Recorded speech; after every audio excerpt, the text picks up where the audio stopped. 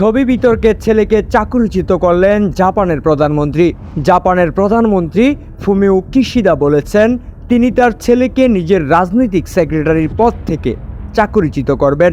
2022 সালে কিশিদার সরকারি বাসভবনে অনুষ্ঠিত একটি পার্টিতে বিতর্কিত আচরণের জেরে ছেলেকে চাকরিচ্যুত করবেন তিনি। গত সপ্তাহে কিশিদার ছেলে 17 কিশিদা ও অন্য আত্মীয়দের একটি ছবি সংবাদ মাধ্যমে প্রকাশ পায়। ছবিগুলোতে দেখা যায় বাসভবনের প্রতীকীভাবে গুরুত্বপূর্ণ বিভিন্ন জায়গায় বসে পার্লামেন্টের সদস্যদের মতো করে ছবি তুলছেন তারা।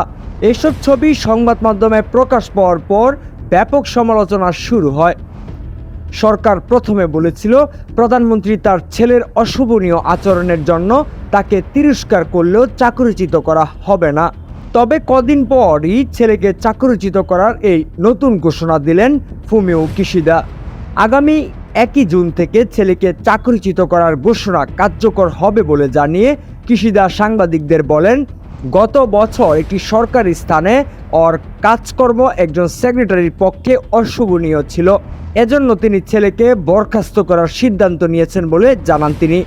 এর আগে অভিযোগ উঠেছিল বাবার সঙ্গে ফ্রান্সে কূটনৈতিক সফরে গিয়ে নিজের ব্যক্তিগত কেনাকাটায় সরকারি বাহন ব্যবহার করেছেন 17 কিশিদা। এর মাত্র 4 মাসের মধ্যেই নতুন এই বিতর্ক তৈরি হলো তাকে ঘিরে।